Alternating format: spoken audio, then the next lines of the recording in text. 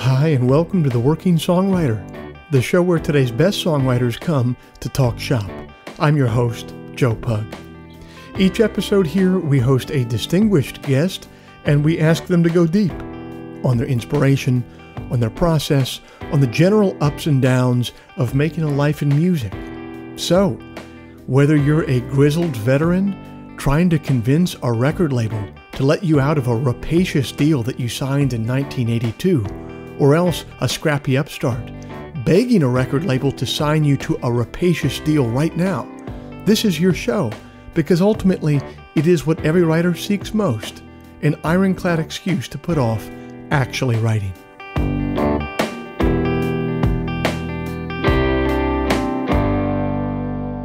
Hey everybody, it's the third Friday of October 2020, and I thank you very much for joining us. This week's show is brought to you by Bandzoogle. Built by musicians and for musicians, Bandzoogle is an all-in-one platform to build a beautiful website for your music. I'm old enough to remember when you had to pay somebody called a web developer to get a website made, and it would always be some guy named Raphael who drove a Nissan Elantra with pop-up headlights and a decal of Calvin and Hobbes peeing on a Volkswagen logo, and who tried to sell you what he claimed to be hacked pictures from a celebrity's cell phone. And old Raphael would charge you about $1,000 for a website that was obsolete in 6 months. But it's the future now. You guys, that's not how it works anymore. We're allowed to have nice things now. One of those nice things is Bandzoogle. Bandzoogle powers the websites of tens of thousands of musicians around the world, from weekend warriors to Grammy winners. You get everything in there: hosting and a custom domain name, dozens of fully customizable design templates, tools to sell your merch commission-free, mailing list tools, the ability to crowdfund for your next project. It's a great service. The Working Songwriter podcast listeners can go to bandzoogle.com to try it for free for 30 days. Simply use the promo code TWS to get 15% off the first year of any subscription. If you'd like to hear some of my music live in the coming months, you can do so every Sunday night at 9 p.m. Eastern over on YouTube for Sunday Songs. That's a live stream that I do where I play some of my tunes, I play some covers, I interact with the live chat, taking questions and requests. The other viewers are interacting in the chat. I'd like to say that we're building a nice little community over there on Sunday nights, including many listeners of this podcast. So stop on by YouTube, type in my name, Joe Pug, subscribe to the channel, and I'll see you there on Sunday night at 9 p.m. Eastern. Finally, if you enjoyed this podcast, if you'd like to help it remain a viable endeavor for me, here's a couple things that you could do to help. First, you could become a supporter of the show over at Patreon. Patreon is a platform that allows you to directly support creative endeavors that you find meaningful. You just head to their site, Patreon. You search for The Working Songwriter, or you search for my name, and then you sign up to kick in a few bucks every month for the show. Think of it as a voluntary subscription, a subscription that you don't have to pay, but that you choose to pay because you dig this show. If just 1% of our listenership would kick in the price of a cup of coffee every month, it would make a huge difference. So thanks to everybody who's already done that. And if you're not in a place where you can contribute financially, I totally get that. There's a couple other ways that you could help us for free. First, you could leave us a rating in the iTunes store, or second, you could just tell a friend about the show, spread the word. The simple math on those two things is that they will help me much more than they will be a pain in the ass for you. I will end all the harassment there. A quick apology for the audio quality of today's interview. I tried a new technique for recording and it didn't quite work. It's certainly still listenable, but it's not to the quality that we strive for on this show, but it'll be a one-time thing. It won't happen again. Sorry about that. Okay, I hope you dig today's show.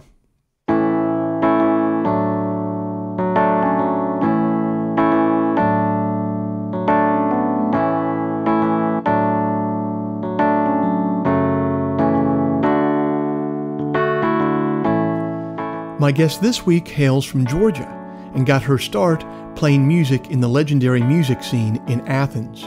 Lera Lynn worked with her band to regional acclaim until she was tapped by T-Bone Burnett to compose music alongside Roseanne Cash for HBO's hit series True Detective. She went on to compose a number of songs and also appeared as an actor on the show. Since then, she's released a number of her own records that have found a devoted audience around the world. Her 2018 Duets album featured performances by Rodney Crowell, Shovels and Rope, and J.D. McPherson. She's appeared on Late Night with David Letterman, A Prairie Home Companion with Garrison Keillor, and NPR's Mountain Stage. She's appeared at Hardly Strictly Bluegrass Festival, Stagecoach, and the Cambridge Folk Festival. Rolling Stone says that she occupies the outer limits of Americana and indie rock. NPR has lauded her brooding, sinewy vocals and penchant for chronicling the underbelly of interpersonal connection. And the New York Times has described her music as languorous, slow tempos, minor chords, ruthlessly laconic arrangements, guitar lines swathed in reverb, and a voice that smolders a long time before it flares up. We caught up on the phone last week, and she told me about her journey so far.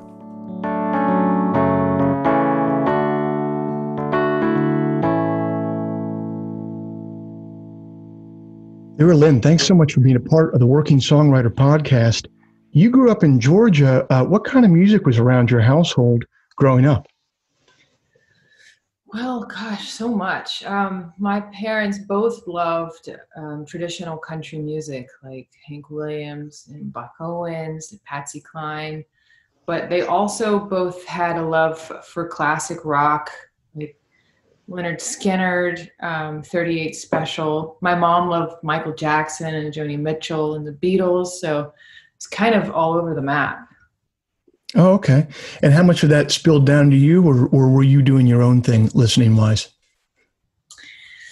I think I was mostly following their lead, listening to their records until, I discovered marijuana and cars and boys and guitars and took a turn, started listening to jazz and then of course there's all the music that was popular when I was in high school, like Sheryl Crow and Alanis Morissette and Smash Mouth. Not that I was like a huge Smash Mouth fan, but it all made its way in there because those were the days of radio and CDs and yeah. Yeah. Well, yeah, it's funny, though. If your folks were into classic rock, it seems like pot could get you into those bands just as much as it could those 90s bands. That's a really good point. The first time I listened to The Dark Side of the Moon, I was probably one year old. Yeah. But I listened to it again. I mean, I heard it many times over the course of my childhood. I listened to it again when I got stoned, kind of like the first time. My mind was so blown. Yeah. Well, that'll do it. Yeah, I'll just put it. Yeah, I think definitely Dark Side of the Moon trippier than anything Smash Mouth. So from there, from growing up and kind of being surrounded by that music, you went to college, and it seems like you were kind of pursuing a degree in something else. Were there plans to do something else as you entered into adulthood, or was music always a part of the picture? Well, I mean, music was always part of the picture in my mind. I'm an only child, and music was kind of my friend, like my go-to, especially when things were a little bit rocky between my parents. I would go into music to escape, as a listener and as a young poet and learning to write songs. But I definitely lost track of the question. So sorry. Oh, yeah, no, that's fine. I was just asking if, you went to college for something else. So I was asking if music had always been a part of that plan of yours, or if it was something that came on a little bit later. I had my first gig in high school, and that's when I realized I could make money playing music, to my surprise, and wanted to do music as a career because I loved it. I was so passionate about it. Of course, my parents discouraged me from doing that because it's such a risk. It's such a risky career. The odds of failure are quite high. So they insisted that I go to college, and I'm glad that they did. I had a full ride, with the Hope Scholarship in Georgia, and got a degree in anthropology, but all the while was writing music and, learning how to perform. And that was really my main goal. And as soon as I finished college, I went 100% into pursuing that. You can kind of understand where your folks were coming from, because it is kind of crazy, not kind of crazy, it is full on crazy to go on into music and writing. And it's even crazy because you can be successful at one point in your life, and then that doesn't necessarily, that's going to continue like it would for another job. It's a pretty crazy line of work. Absolutely. Yeah. But I don't know if you've heard the song, Let Me Tell You Something from I just did. Yeah. That song is discussing that very conversation that I had with my father, where he's like, really, what? You're going to study anthropology? No. What? You're going to do music? Hell no. Right. But I understand where he's coming from. Absolutely. Yeah. It's out of a place of love and out of a more sane place. And I've had more sane people in my life, and it's generally been a good thing rather than a bad thing. So you get out of school there, you've decided that you've checked that box there of let me get this college thing done so I can do what I want. How did you, boots on the ground, start pursuing a career in music? What were some of the hard and fast things that you started to do to put yourself in that direction? Luckily, I was living in Athens, Georgia at the time, which is a college town, about an hour and a half from Atlanta. And there are a ton of music venues there. At least there were when I was there. I'm sure things have changed given the pandemic. But that town and those venues enabled me to get my sea legs, in performance and spending time on stage. I was able to book gigs as often as I wanted to. So that's really where I started. I had a band early on, where everyone kind of had equal say, and I quickly decided that wasn't the route for me. I wanted to be in control of the band, but I still learned a lot of things from that. And boots on the ground, like you said, I think for me, it was just getting out there and doing it. And the more I played shows, the more attention I started to get from industry people like booking agents. And we got a booking agent that was in Nashville, and I got on an opening tour for Katie Lang, and I think we did 30 shows with her. And gosh, I learned so much during that time. And that led me to What did you learn there specifically touring with her? Well, she's just a master. She's a master of everything. She's a master vocalist. She's a master performer. Her banter, even between songs, was just flawless. Her whole approach to relating to the audience was just perfect. Even though it was scripted, somehow she made it work with every single audience. You could just time their reactions, and you just know exactly how they were going to react to her. And obviously her musicianship is just through the roof. I learned that the greatest challenge in performing live is relaxing, like truly relaxing, especially when you're a singer. That is especially apparent, because when she opens her mouth, it just kind of like her voice, the sound of her voice just kind of melts out. I'm still working towards that. Well, sure. Yeah. No, that's a lifetime pursuit. There is something like very powerful to see a performer come on stage in a really charged room, like a theater or an amphitheater, and see them relaxed and vibrating at their own pitch. Maybe it's a little bit slower than the audience. Maybe it's a little bit lower. There's something very commanding about that. Yeah, she's definitely one of those performers. If you haven't ever seen her live, definitely do it if you get the chance. I had a friend of mine, he saw her in Australia, and what he really loved, he said it was clear that she had a cold while she was performing, but she never addressed it, never used it as an excuse, and did he's like, her voice was probably at 85%, but she never bitched about it or did anything. She just played like as good of a gig as she did, and it was really impressive to him that she was just such a pro. She is an absolute professional. And I also love the way she runs her business. Everything that's going on in the background, for the productions is really something to aspire to. So what's something on the production end that you ended up taking? What was different about your production afterwards as opposed to before playing with her?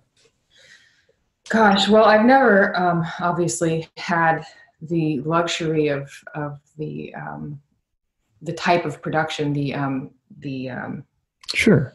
size of production that she's doing, but just that a subtlety again. I think that's present in all aspects of her presentation. You know, subtlety in her performance, and subtlety with the set design, and subtlety with the mix, the audio mix out front, and just kind of sinking into herself and the music and not trying to overdo anything.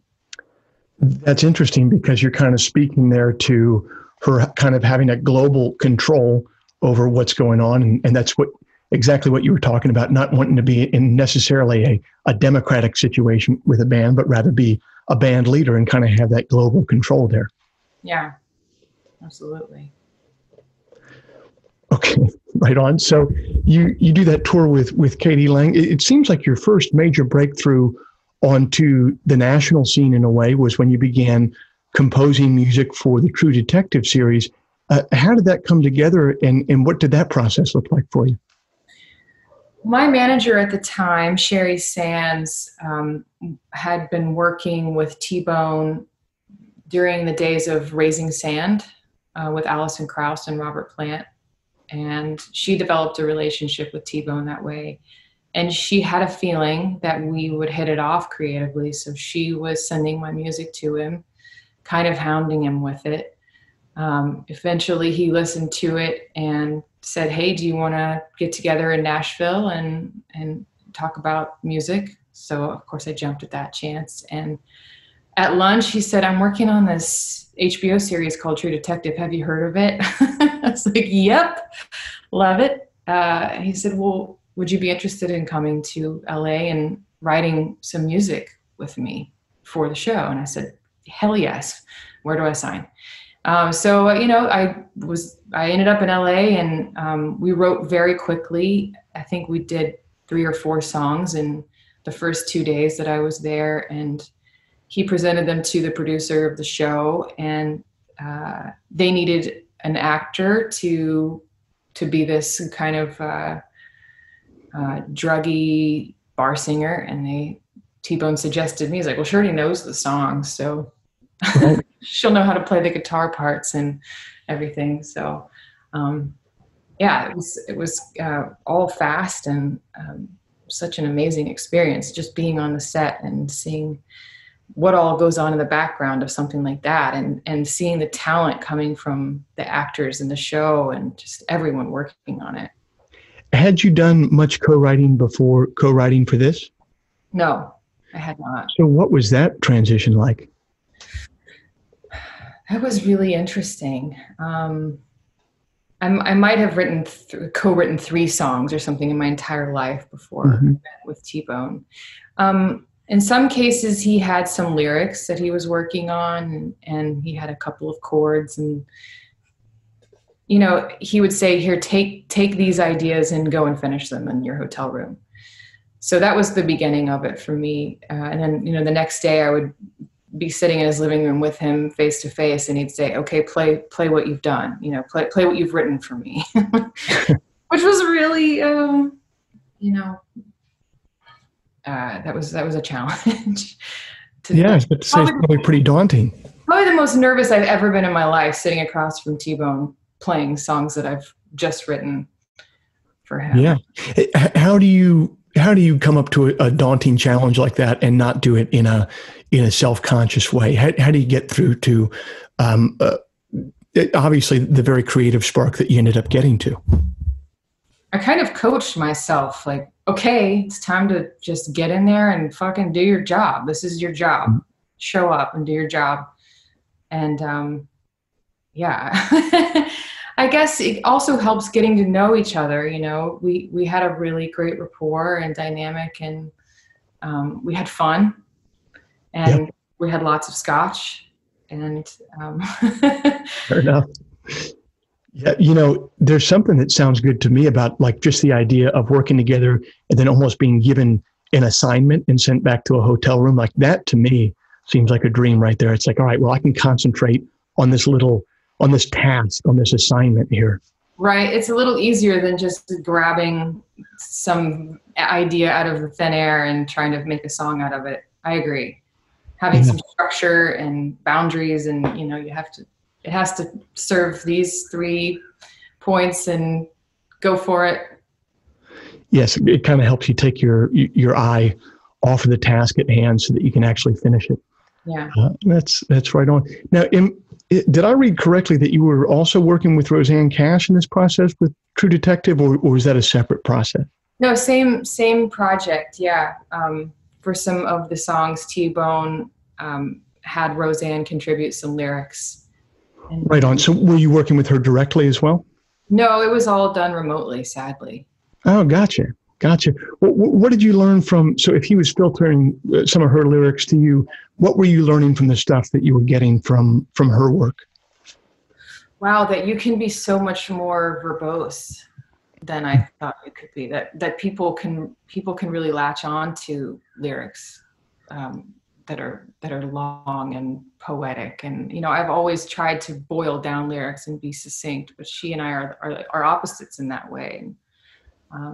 She's an amazing writer. Yeah. When I first looked at her lyrics, I remember going, how in the hell am I going to fit this into a musical phrase? So many words.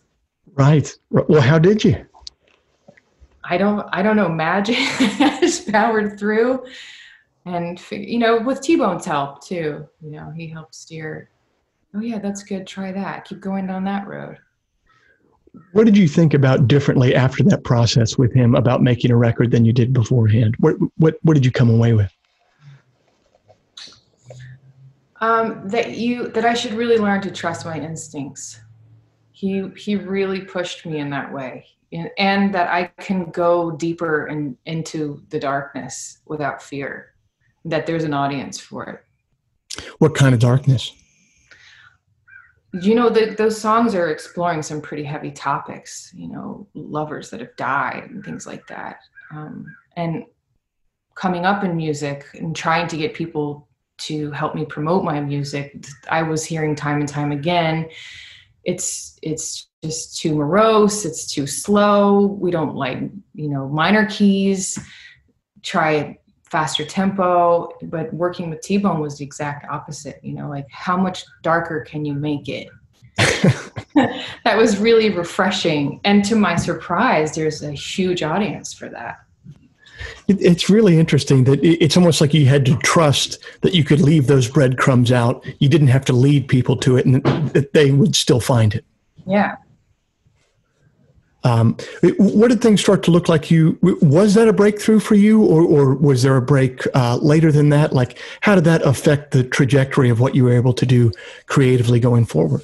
Well, it had a massive impact on my audience, obviously. Mm-hmm. I've never been on a major label or really had any kind of funding behind me. So having the exposure of HBO worldwide enabled me to tour all over the world and just build a much bigger following. And that in and of itself has enabled me to continue making records. I mean, it's quite literal. The ticket, money goes into my hand, part of it, and then I put that back into making records. Man, that's the way it should be, but it's not always like that. It's straightforward. And pretty simple, yeah. That to me sounds like the best of both worlds, being able to have that exposure for art that you love making, and then not having to cut a check after a tour to somebody who wasn't on the tour. That sounds like a good deal to me. Yeah, I agree. It's the only way. I mean, I'm pleased with the decisions I've made up to this point. Could you ever see yourself signing a deal with a bigger label, or have you just gotten to this point where you're like, man, I see how this works for me. I'm going to just keep this rolling the way that it's been. I flirted with several labels, but they always want so much, Yeah. It's like, at the end of the day, the artist is the last person to get paid if there's anything left. And we're in an industry where, money is dwindling, as you know. Mhm. So I prefer to just keep it simple. And I mean, obviously, if the right deal came along, then I would entertain it. But at this point, I have a great team, and my fans enable me to keep going. So that's really all I need. I mean, I want to keep growing the fan base and, growing the show, having bigger productions. And I'm not talking about like pyrotechnics or anything, but Right. it would be nice to have a lighting designer go on tour with us, for instance, Sure. or be able to add more people to the band.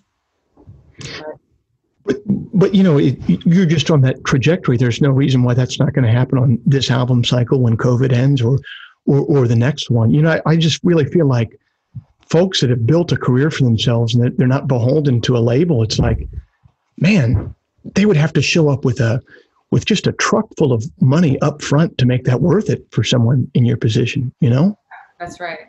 Yeah. It's kind of like, thanks, but no thanks. I'm good. Just trucking along. Unless you're going to send me an amount of money that that changes the trajectory of my financial life for the rest of my life, like, why would you make the deal, And also you have to wonder, like, would that impact be a lifelong impact, or would it just be for a couple of years? At this point, I feel like the fans I've made are going to be with me for a long time. And that's what I'm interested in. I want a long career,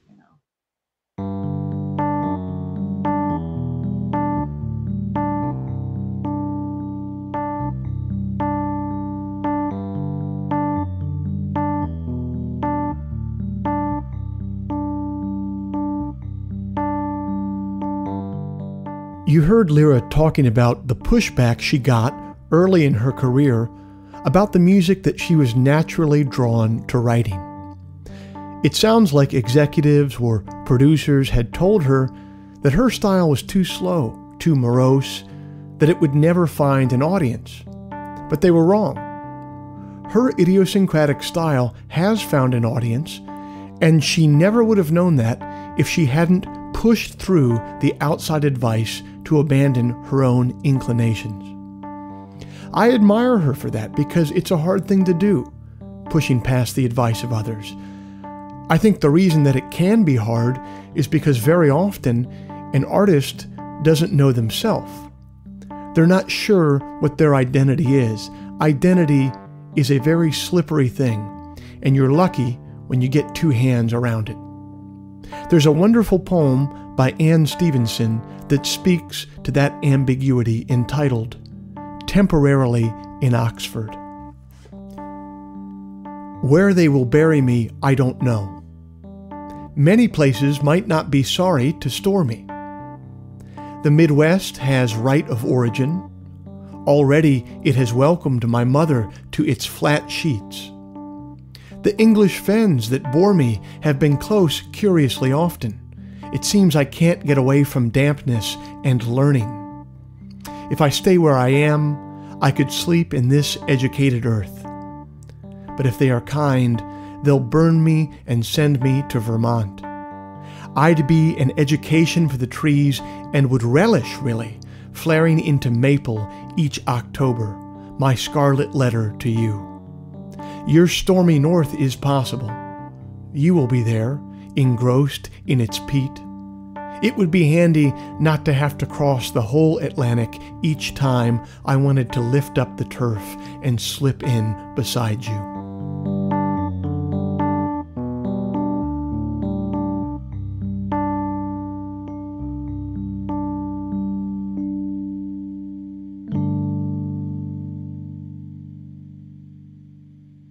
I was listening to this latest album that you put together.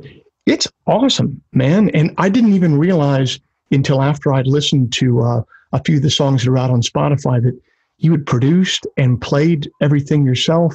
How did you come to the decision to do all that entirely yourself? Well, I was working on this. I've been working on this record for years. I mean, not the record that you hear, but the next record.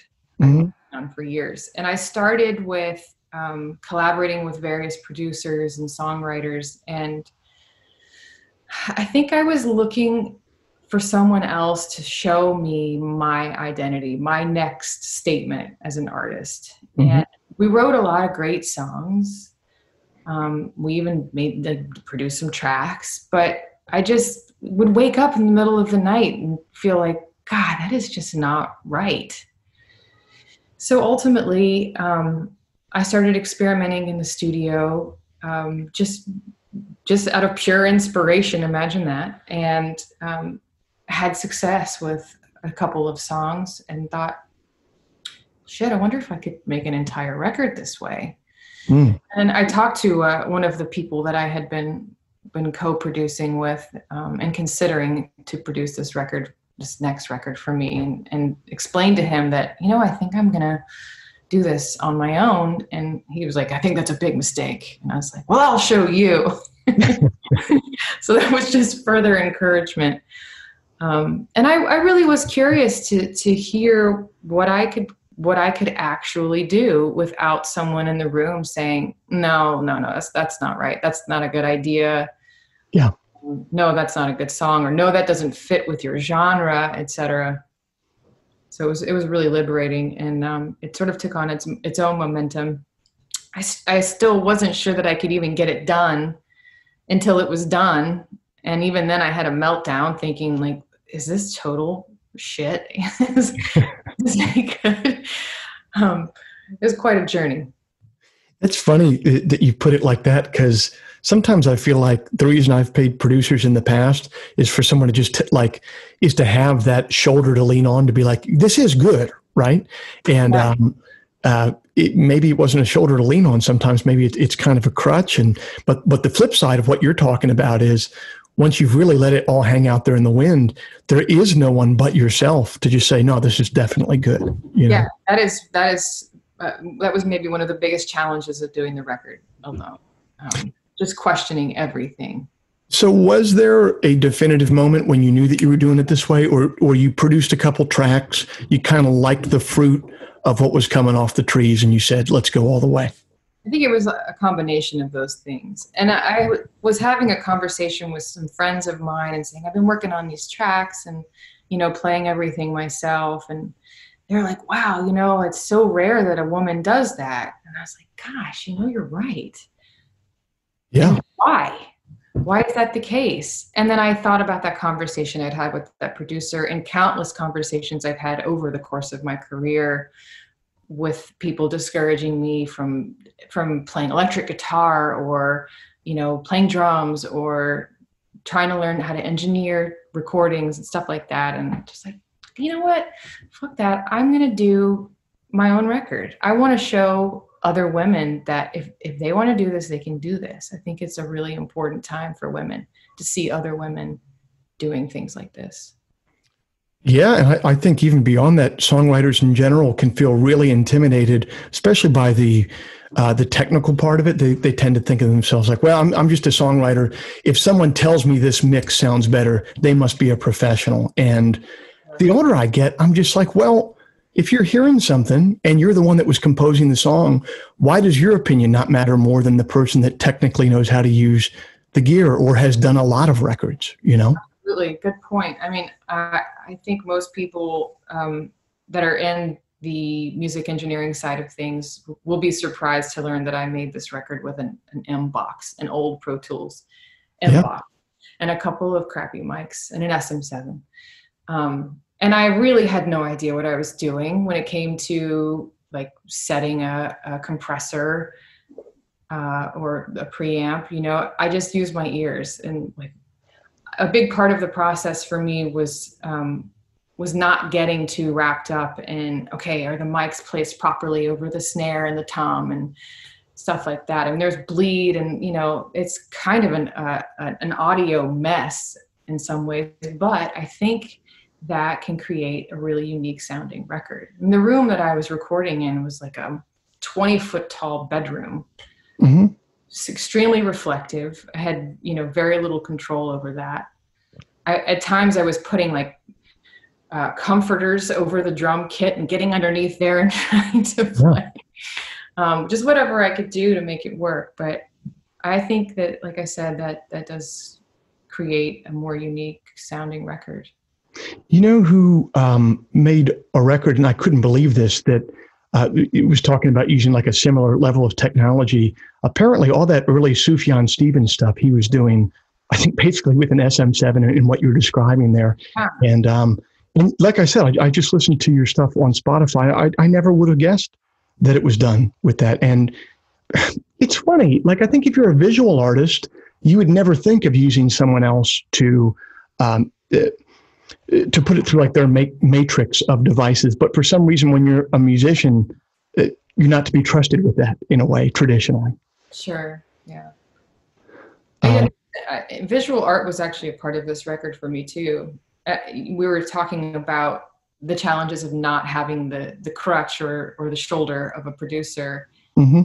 In some ways, that's what painting was for me during this process. When I would get to a roadblock and really lose perspective on what I was doing, I would stop and I would go and paint for a little while and just kind of think about the emotion that I was trying to express through the song and kind of take my mind off of the specifics of it. And then I would go back and listen to what I had done. And that really helped me make decisions on this is good or this is not good.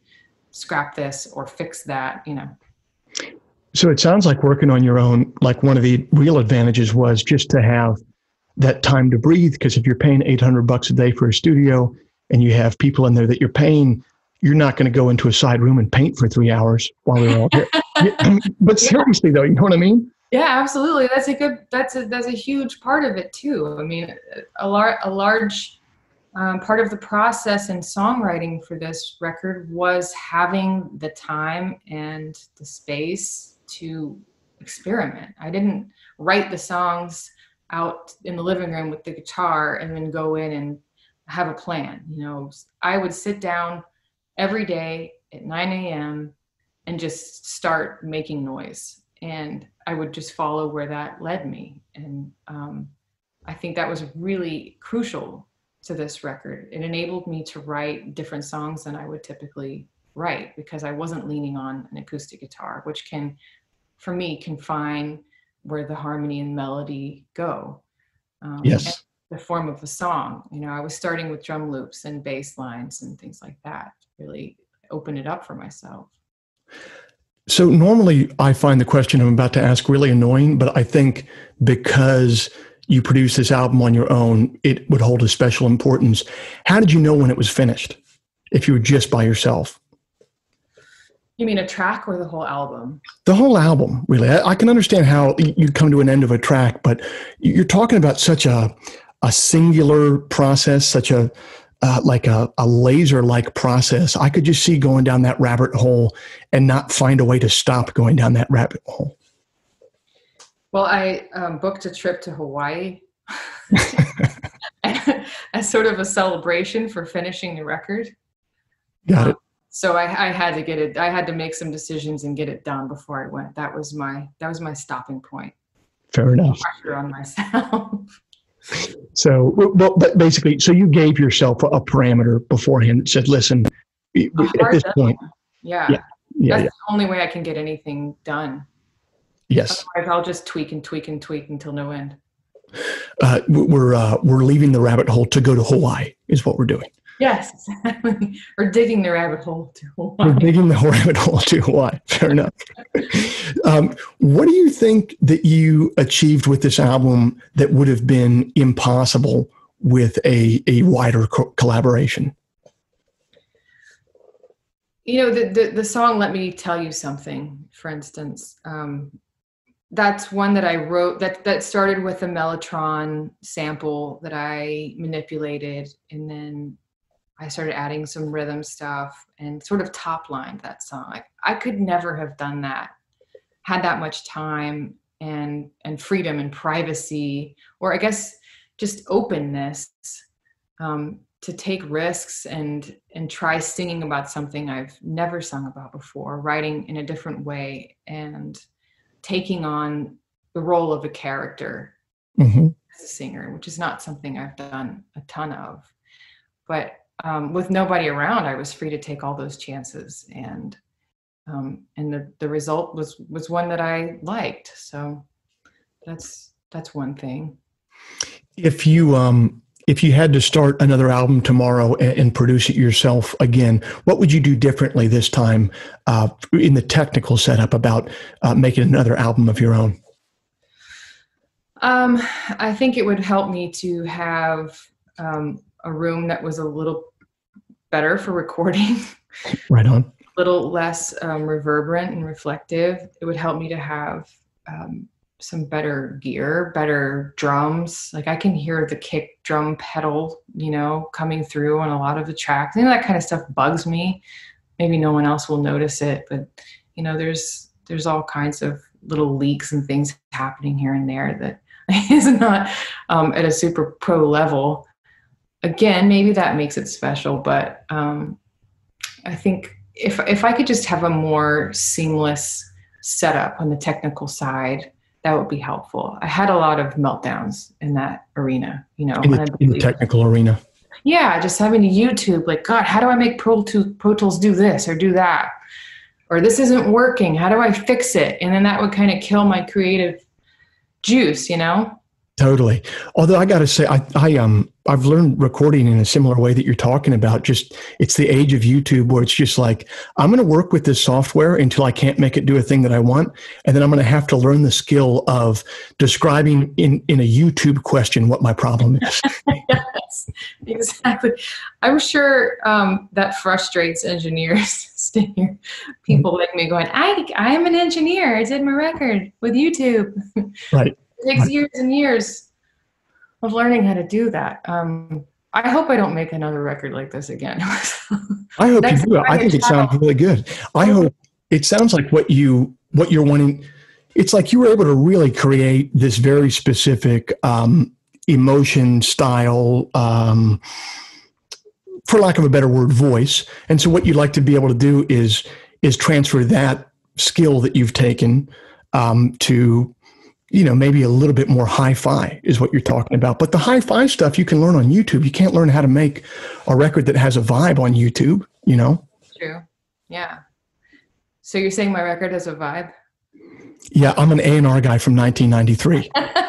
And I'm telling you that your record has a vibe. You're tired, man. I'm Rob Lowe in Wayne's World right now.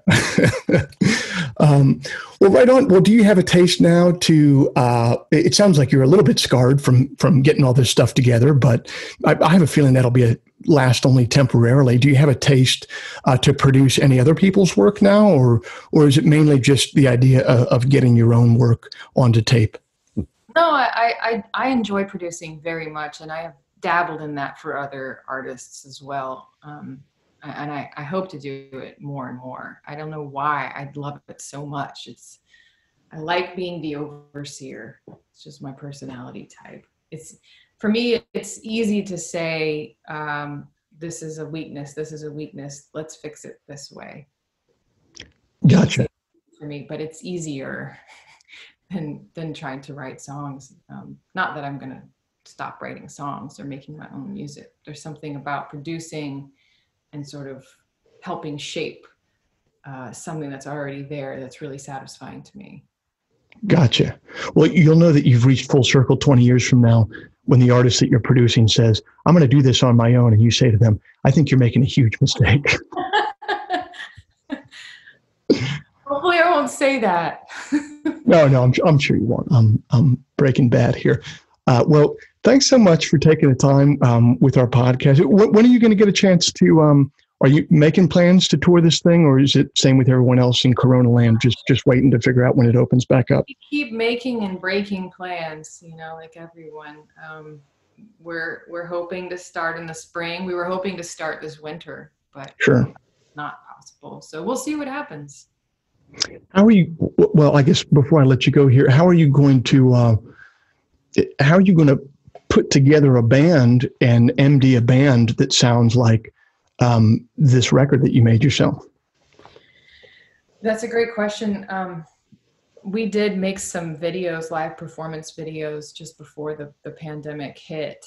And I hired some excellent musicians who studied the recordings and just learned the parts and mimicked the tones, and it sounds like the record. Oh man, that had to be so satisfying when you first heard that in a rehearsal room. It was really fun. It's fun to play music with people. I know, but they're playing the things that you wrote and put together. Yeah. And especially to hear my boyfriend, who's an amazing guitarist, say, "This is a really great guitar melody that you wrote. Nice job." Right on. That's awesome. Well, Lera Lynn, I wish you the best of luck with this record. I wish you the best of luck getting it on the road somehow in this COVID world. And thanks for being a part of the Working Songwriter. Oh, thanks for having me. Great to talk with you.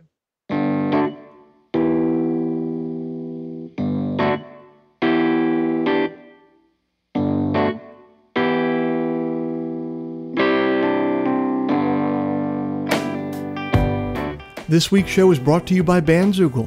Built by musicians and for musicians, Bandzoogle is an all-in-one platform to build a beautiful website for your music. Use promo code TWS, the initials of our podcast, TWS, to get 15% off the first year of any subscription.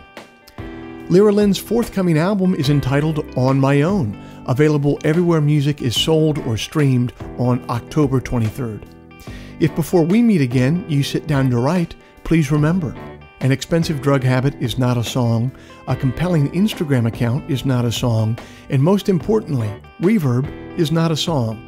So let all that take care of itself, and for you, just keep your eye on the song.